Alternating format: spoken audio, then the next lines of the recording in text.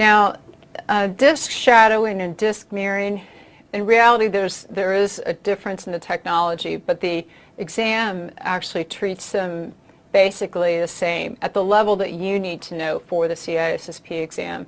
For example, disk mirroring means you have at least 2 hard drives, and when the data is backed up, it's going to go to both drives. That's what disk mirroring is. So you have 2 drives with the exact same information. Disk shadowing is basically the same thing.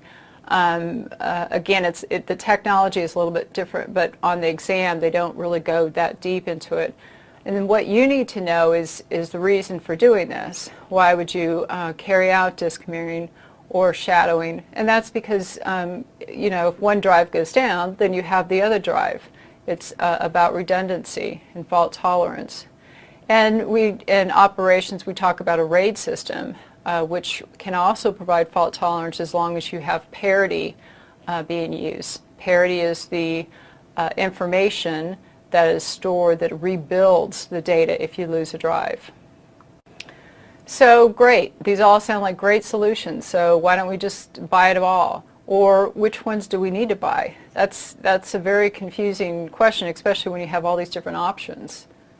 The decision has to come down to the result really of what has been carried out, you know, the information that's already been carried out based on the business impact values. Like we talked about, that we've understand the MTD values, that how long resources can be down, and that will determine which type of data backup and restore solution that's going to be in place based on how bad it's going to hurt our company the longer we are without data.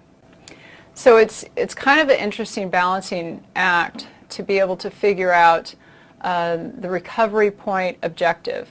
And the CISSP exam doesn't really use that terminology, recovery point objective. It sticks to MTD more. Recovery time objective means that there's, you know, it's basically the same thing. When do you actually have to get things back up and running? But an interesting part of this recovery time objective is that realizing actually getting back up and running, that's expensive. Because you're going to spend a lot of money getting back up and running. And so it's not just what your company is going to lose in revenue as it's down, it's also how much are you going to have to spend to get back up and running. So that some teams have kind of missed that and just looked at the MTD value and says, we got to be running up in you know, so many hours, we need to have this in place. Well, how much is this going to cost you, and how much is it going to cost you when you actually have to put it in action? So even though that the developing this plan can be complex, it increases in complexity in that the more that we're involved with the web, the more dependent we are with internet connection and e-commerce, and the level of diversity within our environments, our wireless connections, and all of the different types of devices. So the actual resources and the time and solutions is actually getting more complex of how to properly get things up and going. But in the industry, there's a lot more products to be able to get things up and going in a streamlined fashion that there were before.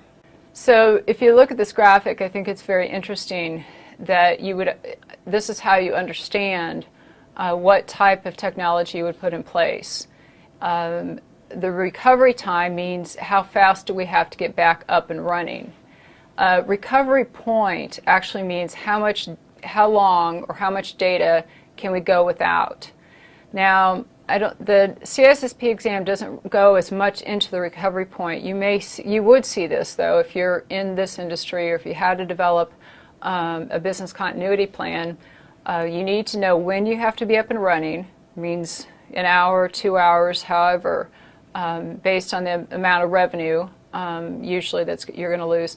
But also how much data can we lose. That has more to do with the recovery point, meaning that we can't lose any data, which means we have to have synchronous, constant backup. It has to be in real time. Now, if we could afford to lose maybe a day's worth of data, of backup information, changes to our original, the original data we have. If that can go for a day, then we could do our backups maybe in a batch job at the end of the day. But so understanding when you have to come back up and how much data you can or can't lose really comes into the equation of figuring out what solutions need to be put in place.